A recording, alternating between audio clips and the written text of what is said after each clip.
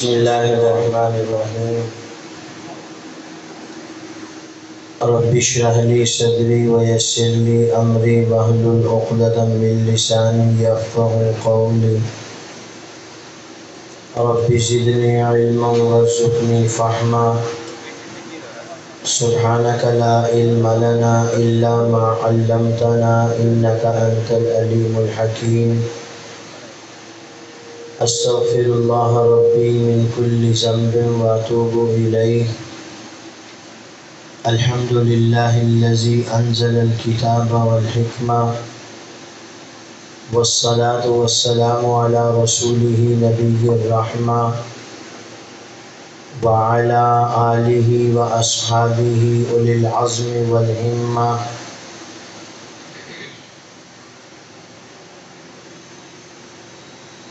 یا ربی لک الحمد کما ینبغی لجلال وجہک وعظیم سلطانک واشہد ان لا الہ الا اللہ وحدہ لا شریک لہ واشہد ان سیدنا ومولانا محمدا عبدہ ورسولہ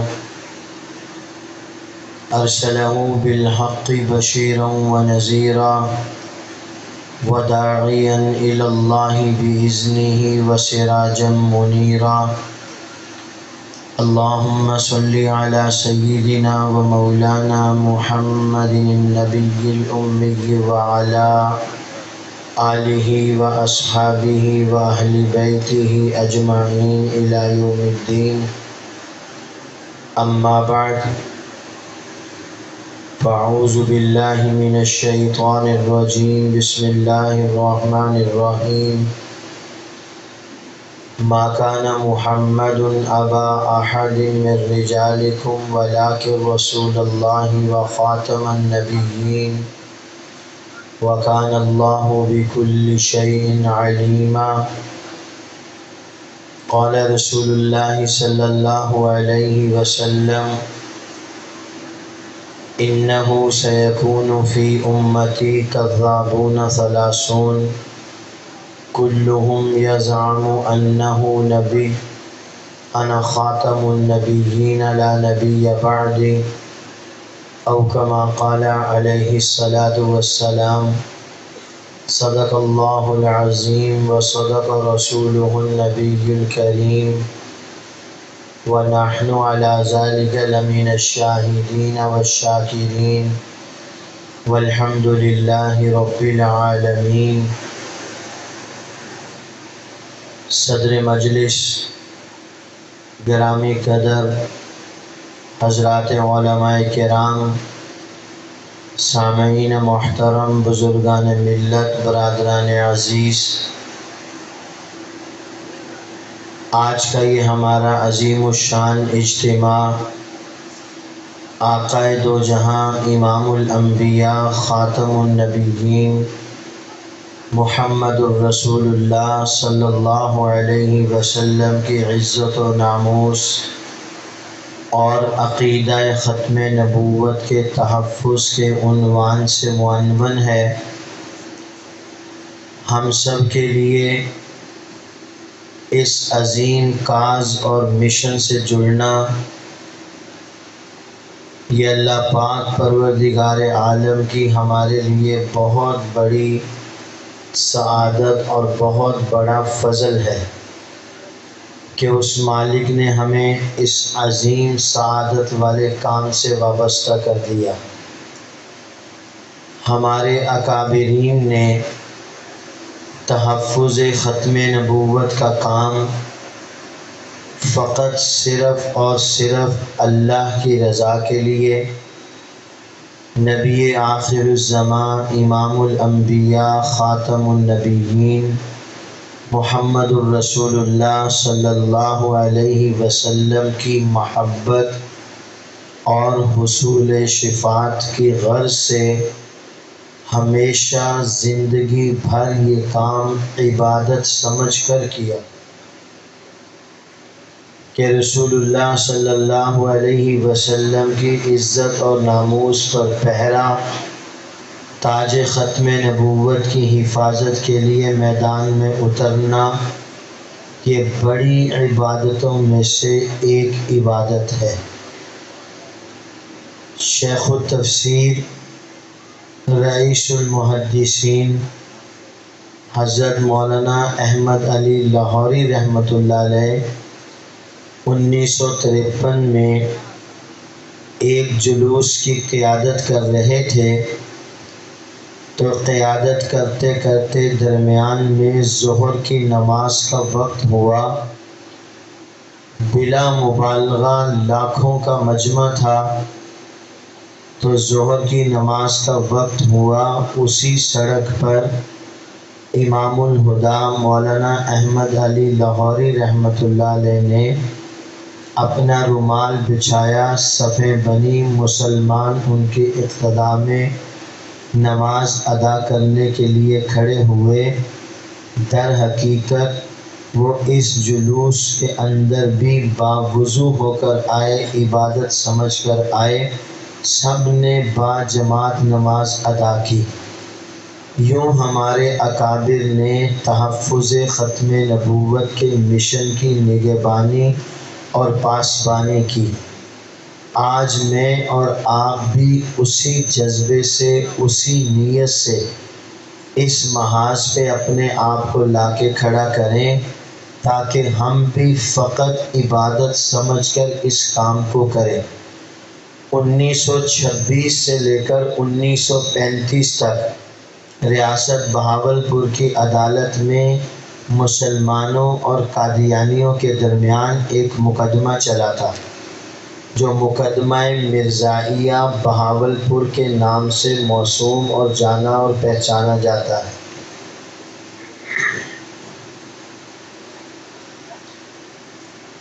اس مقدمے نے بہت زیادہ شہرت حاصل کی۔ نواب محمد صادق ریاست بہاولپور کے والی تھے۔ ملکہ برطانیہ انہیں فورس کر رہی تھی کہ جسٹس محمد اکبر کو اس بات پر تیار کیا جائے کہ وہ مسلمانوں کے خلاف قادیانیوں کے حق میں فیصلہ دیں۔ نواب محمد صادق اس معاملے میں بڑے پریشان تھے۔ یہ بات مولانا محمد علی جالندھری رحمۃ اللہ علیہ نے براہ راست حضرت مولانا خواجہ خان محمد رحمۃ اللہ علیہ سے عرض کی۔ حضرت مولانا خواجہ خان محمد رحمۃ اللہ علیہ نے یہ بات مولانا محمد عزیز الرحمن جالندھری دامت برکاتہم العالیہ کو سنائی۔ ان سے میں نے خود یہ بات سنی۔ حضرت مولانا محمد علی جالندھری فرمایا کرتے تھے، ان دونوں بزرگوں کی بخشش کے لیے اللہ کے ہاں یہی ایک جملہ کافی ہو جائے گا۔ نواب محمد صادق کو ملکہ برطانیہ فورس کر رہی تھی کہ تم جسٹس اکبر سے کہو مسلمانوں کے خلاف قادیانیوں کے حق میں فیصلہ کرے، مگر نواب صاحب کی غیرت ایمانی، عقیدہ، نظریہ، عشق پیغمبر اس بات کی اجازت نہیں دیتا تھا۔ تو نواب صاحب اس مقدمے کے دوران اس فورس کی وجہ سے کافی پریشان تھے۔ یہ اکثر گرمیوں کی چھٹیاں برطانیہ میں گزارا کرتے تھے۔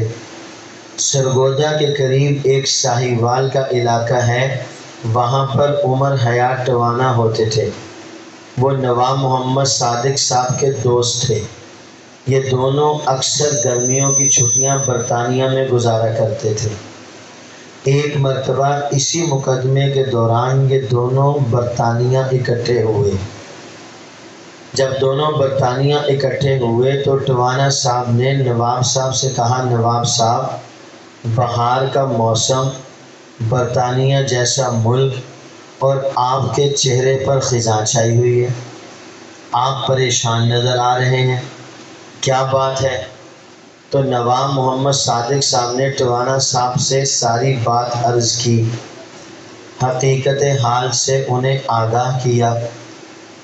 نواب محمد صادق صاحب کی بات سن کر ٹوانا صاحب نے جواب دیا، اس سوال اور جواب پر مولانا محمد علی جلندری فرماتے تھے کہ یہی بات ان دونوں کی بخشش کا ذریعہ بن جائے گی۔ انہیں اللہ کے نبی کے ساتھ عشق و محبت، ان کا ایمان ختم نبوت پر، ان کا ایمان قادیانی دائرہ اسلام سے خارج کافر زندیق مرتد۔ اب ملکہ کہہ رہی ہے کہ قادیانیوں کے حق میں فیصلہ کرواؤ جو ان کے ایمان اور عشق پیغمبر کے خلاف ہے۔ ٹوانا صاحب نے ساری بات سننے کے بعد جواب دیا، کاش اس گناہ گار کی زبانی اللہ پاک یہ بات ہم سب کے دلوں میں اتار دے اور ہم اسی بنیاد پر اس کام کو کرنے والے بن جائیں۔ ٹوانا صاحب کہنے لگے، نواب صاحب اس میں کوئی شک نہیں، ہم مسلمانوں کے مفادات میں، اس میں کوئی شک نہیں، ہم مسلمانوں کے مفادات میں انگریز سے متعلق نرم گوشہ رکھتے ہیں۔ دو باتیں اس کی مان لیتے ہیں، ایک بات اپنی منوا لیتے ہیں کہ انگریز ہماری رعایا ہمارے مسلمانوں پر ظلم و ستم نہ کرے۔ اس میں کوئی شک نہیں کہ ہم انگریز کے خیر خواہ ہیں، مگر اس میں بھی کوئی شک نہیں کہ ہم نے انگریز کی خیر خواہی میں اپنے عشق پیغمبر کا سودا نہیں کیا۔ ہم نے اپنے عشق پیغمبر کا سودا نہیں کیا، یہ ہمارا ایمان ہے کہ حضرت صلی اللہ علیہ وسلم اللہ کے آخری نبی ہیں، قادیانی مرزائی دائرہ اسلام سے خارج ہیں۔ آپ ملکہ برطانیہ کو دو ٹوک الفاظ میں یہ بات بتا دیں کہ ہم نے آپ کے ساتھ خیر خواہی میں اپنے عشق پیغمبر کا سودا نہیں کیا۔ ہمارا ایمان کل بھی اللہ کے نبی صلی اللہ علیہ وسلم کی ختم نبوت پر تھا، آج بھی اللہ کے نبی کی ختم نبوت پر ہے۔ کل بھی ہمارا ایمان تھا مرزا غلام قادیانی اور اس کے ماننے والے دائرہ اسلام سے خارج ہیں، آج بھی ہمارا ایمان ہے مرزا غلام قادیانی اور اس کے ماننے والے دائرہ اسلام سے خارج ہیں۔ جسٹس محمد اکبر وہ آزاد ہیں، دلائل سنیں گے، میرٹ پر فیصلہ کریں گے۔ تو یہ جواب دیا ٹوانا صاحب نے نواب محمد صادق صاحب کو۔ نواب محمد صادق صاحب نے ملکہ برطانیہ کو دو ٹوک الفاظ میں کہہ دیا، ہم نے آپ کی خیر خواہی میں اپنے عشق پیغمبر کا سودا نہیں کیا۔ مولانا محمد علی جلندری فرماتے تھے ان دونوں کی بخشش کے لیے یہی معاملہ کافی ہو جائے گا۔ ہندوستان کی سرزمین پر ایک بادشاہ تھا، وہ فیصلہ کرنے کے لیے یوں ہی عدالت لگایا کرتا تھا۔ عدالت لگاتا، مدعی اور مدعا علیہ کی بات سنتا، جس نتیجے پر پہنچتا وہ فیصلہ کرتا، ساتھ میں ملکہ اس کے پیچھے کھڑی ہو کر اس کے کندھے پہ ہاتھ رکھ دیتی۔ جو فیصلہ ملکہ کو پسند نہ آتا ملکہ کندھا دبا دیتی، بادشاہ فیصلہ تبدیل کرتا۔ ایک مرتبہ بادشاہ کے سامنے اسی طرح ایک گستاخ کو لایا گیا، اس کا کیس پیش کیا گیا۔ اس بادشاہ نے کیس کو سنا، مقدمہ سنا، اپنا فیصلہ صادر کیا۔ ملکہ نے بادشاہ کا کندھا دبا دیا۔ بادشاہ نے یوں پلٹ کر ملکہ کی طرف دیکھا، ایک مرتبہ پھر ری اسٹارٹ، دوبارہ ٹرائل کیا، پھر ایک مرتبہ اس نے دوبارہ ملکہ کا دل رکھنے کے لیے مقدمہ سنا۔ مقدمہ سننے کے بعد بادشاہ نے وہی فیصلہ صادر کیا جو پہلے صادر کیا تھا۔ ملکہ نے فیصلہ پسند نہ آنے کی وجہ سے پھر کندھا دبا دیا۔ توجہ میری طرف رہے، بادشاہ فیصلہ کرنے والا جج یوں پلٹا اور ملکہ کی طرف یوں پلٹ کر اس نے دیکھا اور ایک جملہ کہا۔ ملکہ کو پیار اور محبت سے مخاطب کر کے بادشاہ کہنے لگا، جانے من میں نے تمہاری محبت میں دل دیا ہے، ایمان نہیں دیا۔ جانے من میں نے تمہاری محبت میں دل دیا ہے، ایمان نہیں دیا۔ یہ فیصلہ میرے ایمان کا فیصلہ ہے۔ آج ہم یہاں بیٹھے ہیں اللہ اور اللہ کے نبی کے رسول کی محبت میں یہ فیصلہ ہمارے ایمان کا فیصلہ ہے۔ ہم نے جو ختم نبوت کا کام کرنا ہے دنیا کے لیے نہیں کرنا، اپنی چاہت کے لیے نہیں کرنا، اپنے قد کاٹ کے لیے نہیں کرنا، اپنی واہ واہ کے لیے نہیں کرنا۔ لوگ مجھے یہ کہیں گے بڑا خطیب ہے، کراچی سے چل کے آیا ہے، تنگی میں جا کے بیان کر رہا ہے، بڑی واہ واہ ہوگی۔ اگر خدا کی قسم اس دنیا کی واہ واہ کے لیے میں نے آپ نے کام کیا تو یاد رکھیے شاید 4 بندے واہ واہ کرنے والے مل جائیں، بعد میں شاید وہ بھی ساتھ کھڑے نہ رہیں۔ مولانا محمد علی جالندھری رحمۃ اللہ علیہ ایک بات ارشاد فرمایا کرتے تھے، وہ فرمانے لگے ایک بچی کی شادی ہونے لگی، بچی کو سجا دیا گیا، تیار کیا گیا، بچی کے اعزاء اقارب رشتہ دار آئے، بچی کو پیار دیتے، بچی کی تعریف کرتے۔ بچی بڑی سمجھدار تھی، سب کی باتیں سنتی رہی، خاموش رہی، کسی کی باتیں سن کے آپے سے باہر نہیں ہوئی، اترائی نہیں، تکبر میں مبتلا نہیں ہوئی، حسن کی پری اور حسن کی شہزادی نہیں کہنے لگی اپنے آپ کو، سب کی سنتی رہی، خاموش رہی۔ جب سارے اپنی اپنی باتیں تعریفیں کر چکے، پھر بچی ان سب کو مخاطب کر کے کہنے لگی سنو، تم میری تعریفیں کر رہے ہو، میں جس کے لیے سجائی گئی ہوں اگر مجھے اس نے قبول کر لیا تو تمہاری تعریفوں کا فائدہ، اگر مجھے اس نے قبول نہ کیا تو تمہاری تعریفوں کا کوئی فائدہ نہیں۔ آج میں اور آپ میدان تحفظ ختم نبوت میں جس کے لیے جمع ہیں، اگر روز قیامت میدان محشر میں میزان عدل کے وقت انہوں نے قبول کر لیا تو خدا کی قسم دنیا کے بندوں کی تعریفیں کام آ جائیں گی، اور اگر انہوں نے قبول نہ کیا، کوئی ایک آبجیکشن بھی لگا دیا تو ساری دنیا کے مسلمان تعریفیں کرتے رہیں، کوئی فائدہ نہیں ہوگا۔ خلیفہ ہارون رشید بڑا نیک آدمی تھا، اس کی اہلیہ زبیدہ بڑی نیک عورت تھی، اس کو اللہ کی عدالت میں پیش کر دیا گیا، اس کا نامہ اعمال کھول دیا گیا، اس کی ایک ایک نیکی اللہ کے سامنے پیش کی گئی، اس کی بخشش کا فیصلہ نہ ہو سکا۔ بالآخر زبیدہ نے اپنی زندگی کی سب سے بڑی نیکی پیش کی، اور وہ یہ تھی اس نے طائف سے لے کر مکہ تک حجاج کے لیے پانی کا نظم کیا تھا۔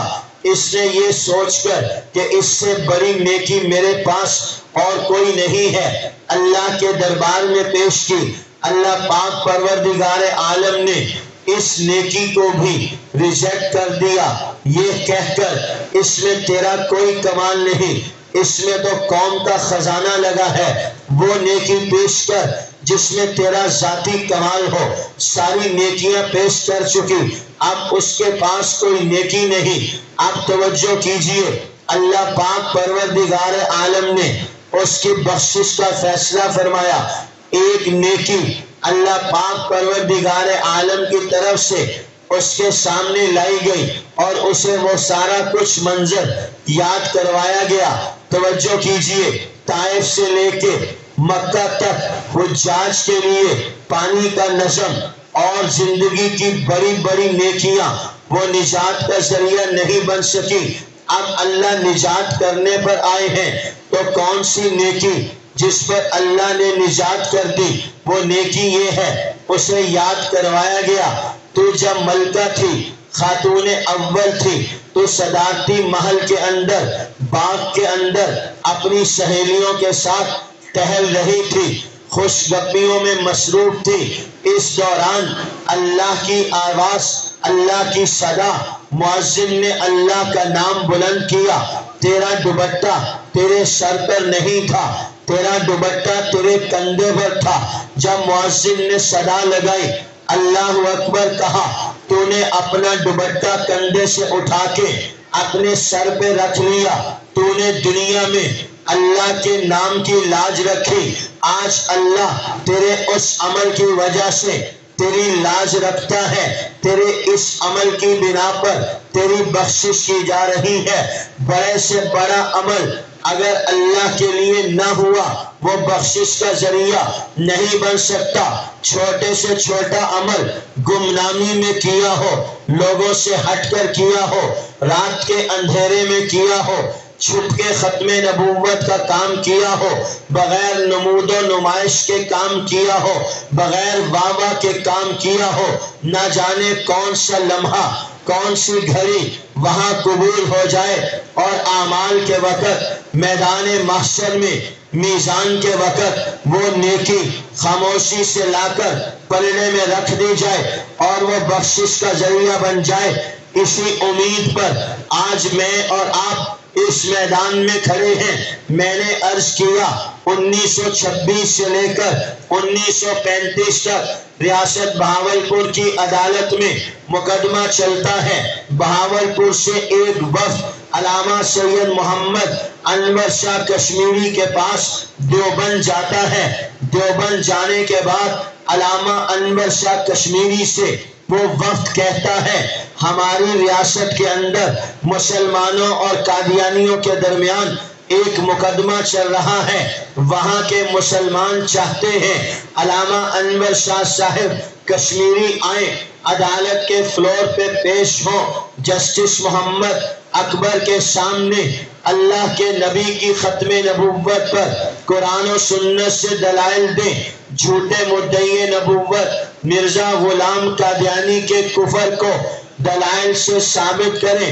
توجہ میری طرف رہے، میں آپ کو بڑی قیمتی باتیں سنا رہا ہوں، اس لیے کہ یہ کام دل کا ہے، یہ کام عبادت ہے، یہ کام چوکی دارہ ہے، یہ کام غلامی کا ہے۔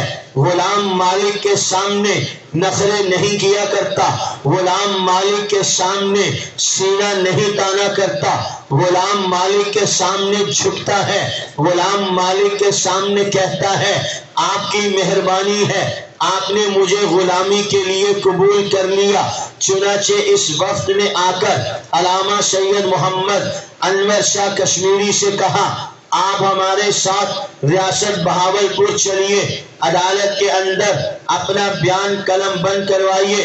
علماء فرماتے ہیں میں نے اپنے ان گناہگار کانوں سے سنا، لکھا ہوا چھپا ہوا میٹر کتابوں میں پڑھا۔ جب بہاولپور سے آنے والے اس وفد نے علامہ سید محمد انور شاہ صاحب کشمیری سے کہا آپ ہمارے ساتھ بہاولپور چلیے، علماء فرماتے ہیں علامہ سید محمد انور شاہ کشمیری دیوبند سے کچھ ہی دیر کے بعد حج کے سفر پر روانہ ہونے والے تھے۔ اس وفد نے آ کر کہا بہاولپور چلیے۔ علامہ سید محمد انور شاہ کشمیری نے ان کی بات کو سنا، کچھ دیر کے لیے آنکھیں بند کی، اپنی گردن جھکائی، مراقب ہوئے، پھر آنکھیں کھولی، گردن اٹھائی، آنکھیں کھول کر بہاولپور سے آنے والے وفد کو مخاطب کر کے کہا آپ کے ساتھ جاؤں گا، حج پر نہیں جاؤں گا۔ وہاں مریدین متوسلین بیٹھے تھے، وہ کہنے لگے حضرت ہم آپ کے ساتھ حج پر جانے کے لیے عرصہ دراز سے بے چین بے تاب، اب نظم بنا، آپ نے جانے سے انکار کر دیا۔ توجہ کیجئے، علامہ سید محمد انور شاہ کشمیری بول رہے ہیں، وہ کہتے ہیں جن سے متعلق علامہ اقبال کہتا ہے 500 سال میں انور شاہ جیسا آدمی پیدا نہیں ہوا، 5 صدیاں انور شاہ کی مثال پیش نہیں کر سکتی۔ عطا اللہ شاہ بخاری سے پوچھا آپ بتائیے علامہ انور شاہ کشمیری کیسے انسان تھے؟ عطا اللہ شاہ بخاری کہنے لگے مجھ سے پوچھتے ہو تو میرا وجدان یہ کہتا ہے اصحاب پیغمبر کی ارواح کا قافلہ جا رہا تھا، اس ارواح میں سے ایک روح بچھڑ گئی جو بعد میں انور شاہ کی شکل میں آئی۔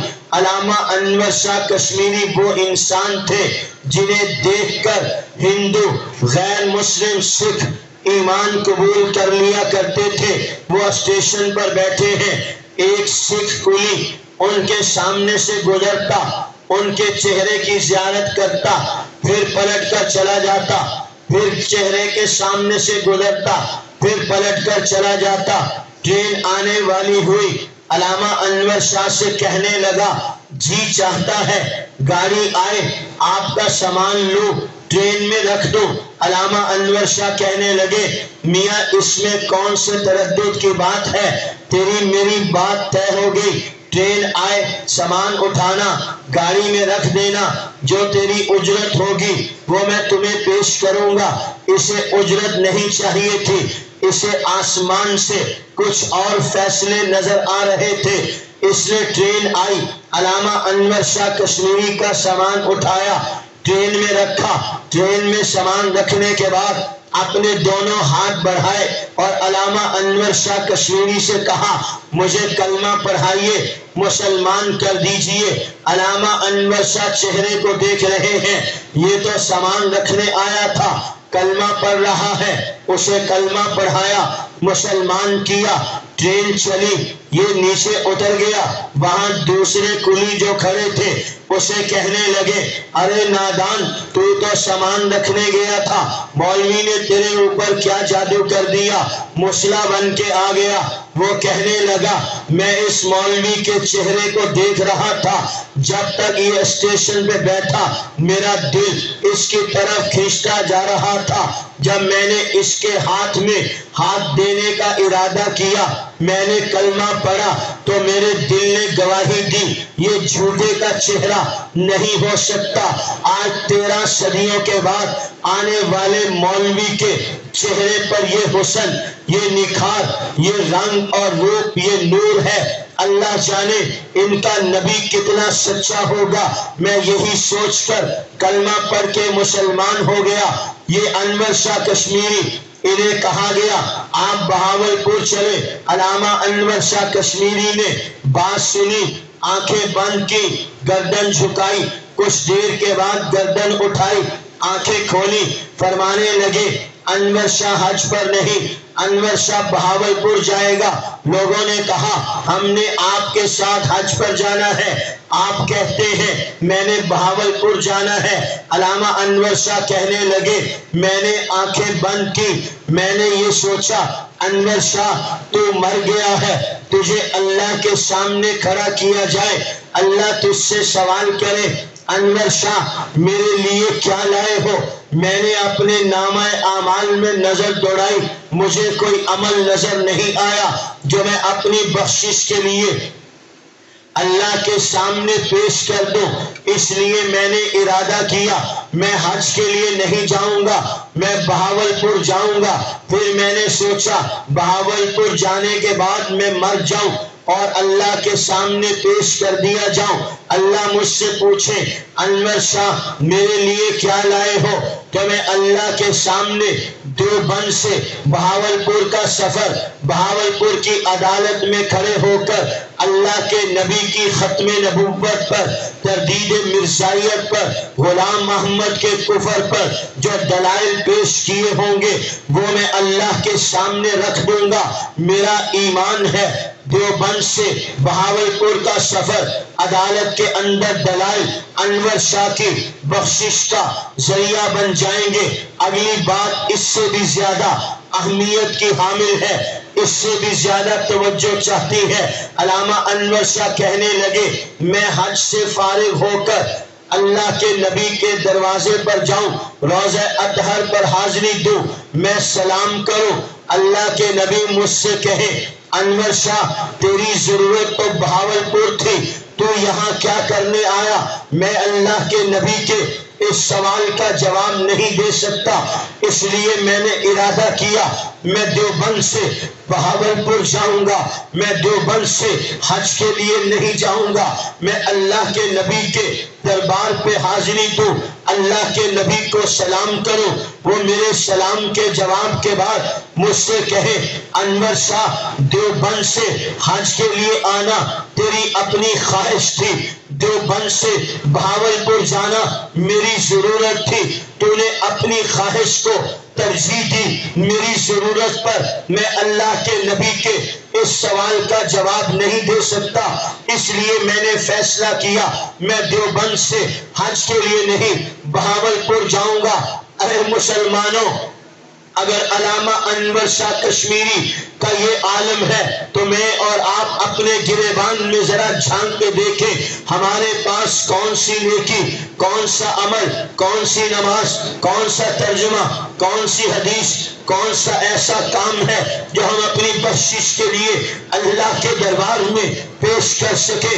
ایک یہی تو ختم نبوت کا کام تھا جو اللہ کے لیے کیا، اللہ کے نبی کے لیے کیا۔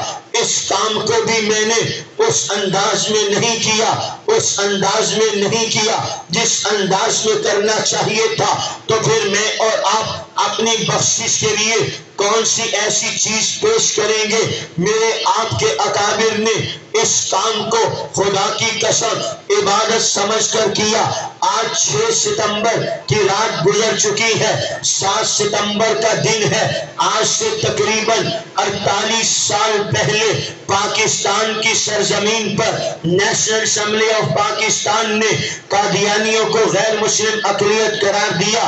6 اور 7 ستمبر کی درمیانی رات مفکر اسلام حضرت مولانا مفتی محمود، پروفیسر غفور احمد، حضرت مولانا شاہ احمد نورانی، اسی طرح چودھری ظہور الہی، حزب اختلاف، حزب اقتدار جناب ذوالفقار علی بھٹو، ان کے ساتھ 4 آدمی، مفکر اسلام حضرت مولانا مفتی محمود کے ساتھ 4 آدمی، ٹیبل ٹاک شروع ہوئی۔ میں پوری بات عرض نہیں کرتا، مفکر اسلام حضرت مولانا مفتی محمود کا ایک جملہ آپ کے کانوں کے ذریعے سے آپ لوگوں کے دلوں تک اتارنا چاہتا ہوں۔ صرف نام رہ گیا ہے، ہم مفتی کے ماننے والے ہیں، صرف نام رہ گیا ہے، ہم فضل الرحمان کے ماننے اور چاہنے والے ہیں۔ مفتی محمود نے حزب اختلاف اور حزب اقتدار کے درمیان اس قدر جاندار گفتگو ہوئی، جناب ذوالفقار علی بھٹو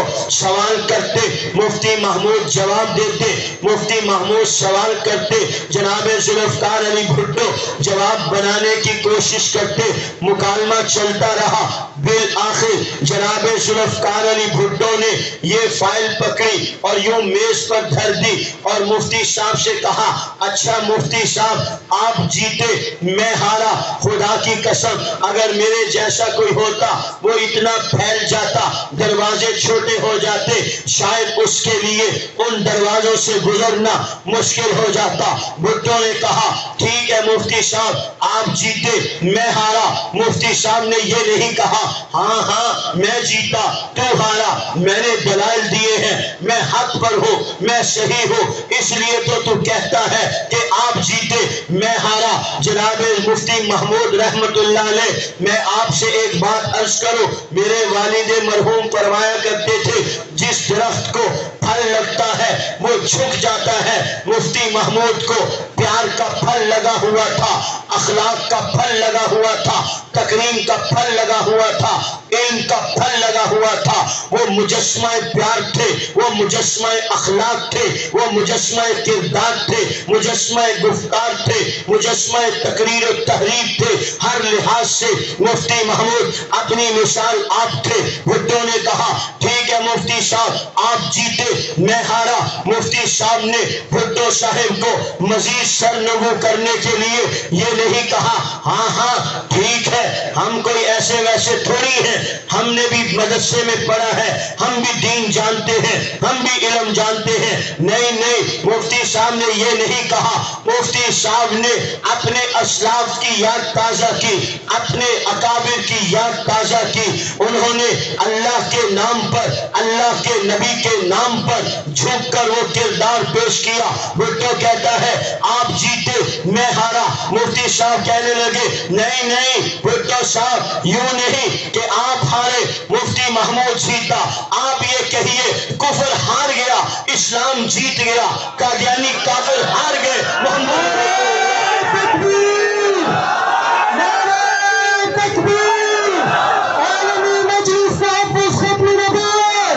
حضرت مولانا مفتی محمود صاحب